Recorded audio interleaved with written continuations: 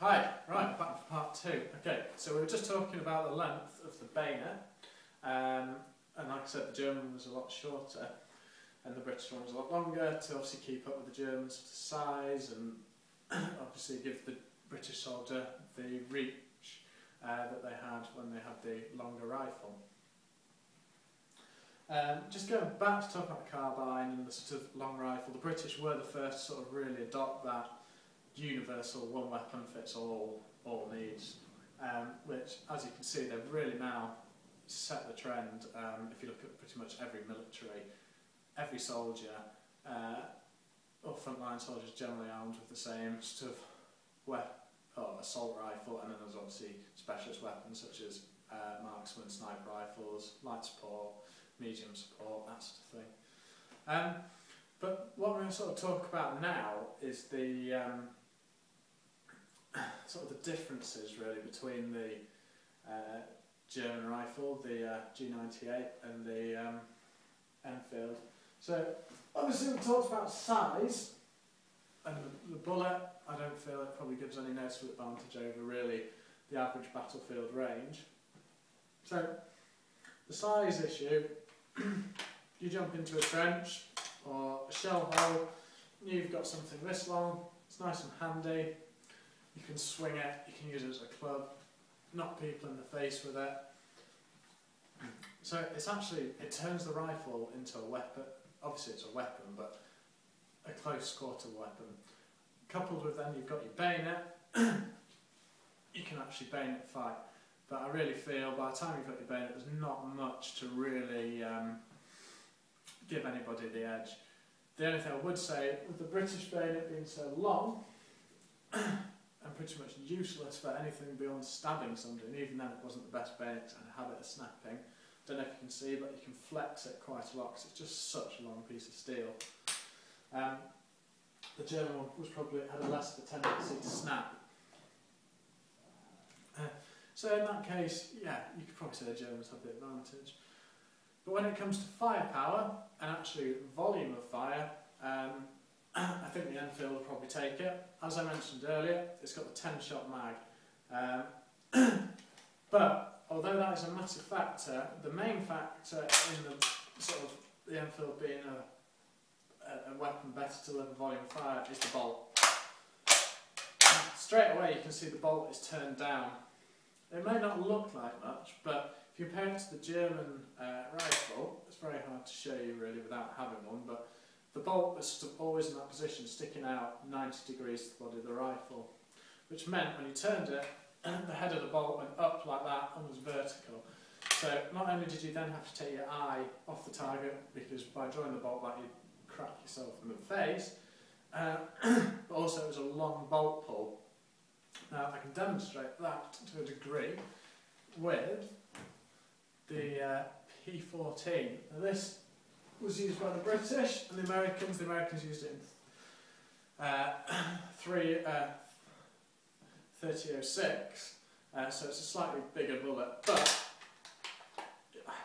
it's very difficult to show you without a real close-up. But just the actual length of draw is quite a bit more, and this is actually the design of this bolt was modelled on the Mauser, so there's a lot of similarities. But as you can see, they've actually turned the bolt handle down to help aid in rapid fire. But when you put these two head to head, the SMLE and the P14, the P14 is quite a bit behind the SMLE. But this has its other pros, which I'm sure we'll touch on shortly. So that really made the difference, and I think it was at Mons early on in the war. The Germans thought that they were being engaged by a machine gun company rather than riflemen, just because of the weight of fire they could put down. And there's oodles and oodles of stories of them having to, British soldiers having to urinate on their rifles or pour water on them because they're just able to fire that many rounds that they were in danger of overheating. So the Germans, though, sort of began to cotton on to the fact that their rifle might have been a little bit big, and they actually developed the Stormtrooper rifle, which to all intents and purposes, is similar to the 98K which the Germans took to the Second World War. Obviously the bolt wasn't turned down. I'm not actually 100% sure if the bolt was turned down actually or not, but it was basically shortened to allow them to sling it over their backs, and once they got in the trenches it was a much handier weapon. I think it's important to remember though that most people, once they got into the trenches, had some form of other weapon. It tended not to be always sort of a rifle battle, it tended to be shovels, picks, maces. People used to get sort of like pickaxe handles, chop them in half and whack great big studs in them so you could bosh people over the face with them. It was really like a medieval sort of battle once you got into the, if you made it into the enemy trench. Sort of weapons therefore that could shoot 800-900 yards, what's the point of them? You might as well have a pistol, or as the Germans later adopted, right towards the end of the war, the MP18, which was designed to jump into a trench and just sweep it clean. And in fact, the Thompson submachine gun that was obviously made famous in the 20s and throughout into the Second World War, the paratroopers and other American units and the British that used it, was originally called the trench broom, and the idea was to be able to sweep enemy out because you could just put down a volume of fire at close range. Anyway, that was going slightly off topic. So, as we've mentioned, the German G98 is probably a more accurate rifle. Was it a better battle rifle? It's a bloody good one, no denying that. But in my opinion, I think that the SMLE itself was better. It's got more. It's got a high capacity magazine. It can shoot faster. They're exactly the same to reload in terms of dropping magazines through, rounds through the charger clip. There's a charging bridge there, which I don't think you can see. I just think it's just a handier weapon, and the fact that they were produced obviously from before the First World War, and then the Australians and the other Commonwealth forces, such as the Indians, used them throughout the Second World War, I think really says a lot for it. The G98 had to obviously be adapted and made into more of a, as we say, a carbine, or car as the Germans would call it. I think that's German for short. Just showed they didn't have it quite right, and especially for the fighting that they was really encountering in the First World War. But as I've mentioned, there's not just the Germans and the British fighting. There's the French, obviously, and they had the Lebel, and then they went to the Bertha. I can never pronounce it. But anyway, that had a 3-shot, which was later, I believe, upgraded to a 4 or 5-shot magazine. As with a lot of French engineering, it didn't look quite right. It was a bit quirky. It was very short. The magazine, because the French round was rimmed, had a very, well, for such a small magazine, it had a very distinct kink in it to accommodate the rimmed round. I don't know a whole lot about it. What I do know is there's not, or what I've read, there's not great reports of it. But it managed to see the French through. I think it was definitely an improvement on the earlier Bell, which was quite archaic, I believe. And the British, after experience of the Boers, at the turn of the century, decided that the SMLE, not even the SMLE, it was the SMLE at that point, but also the Longley, wasn't quite up to it.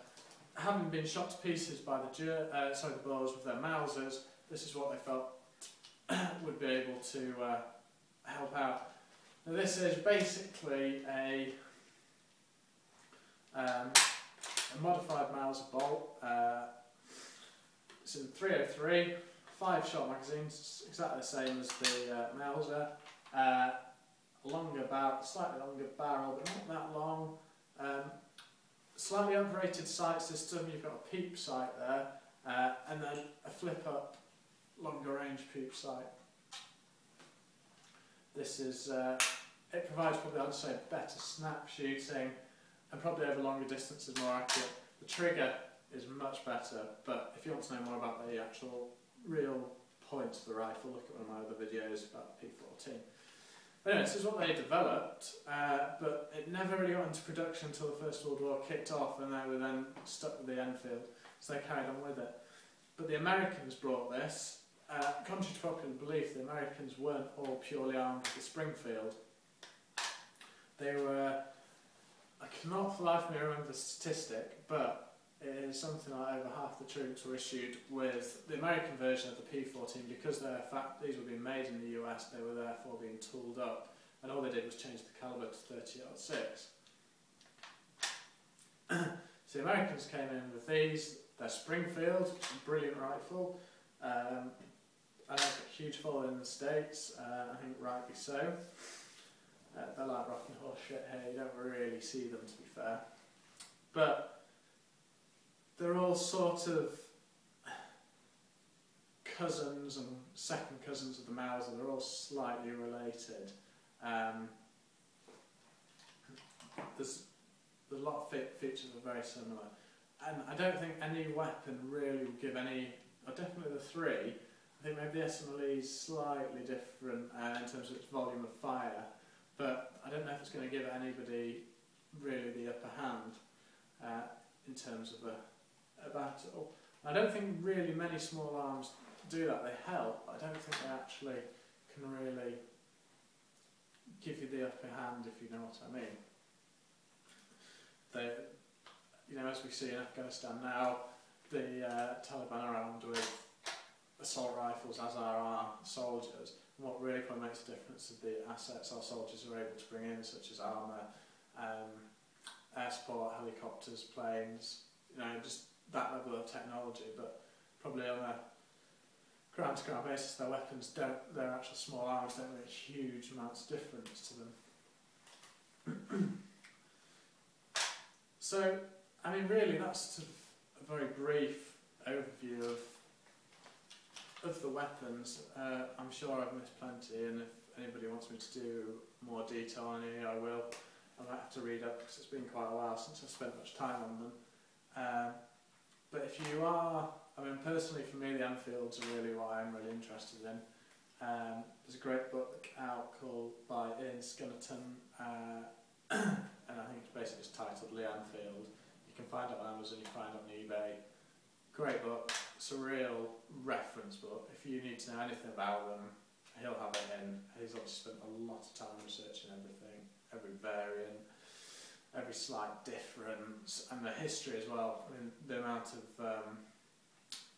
difference to the models that have been till you get to one the government's happy with and then took into service, all the prototypes. So as with everything, that's worth doing a bit of reading on as well. Yeah, I'm sure I've missed anything, so any questions, let me know, and hopefully we'll get another video up shortly. Alright, thanks for watching.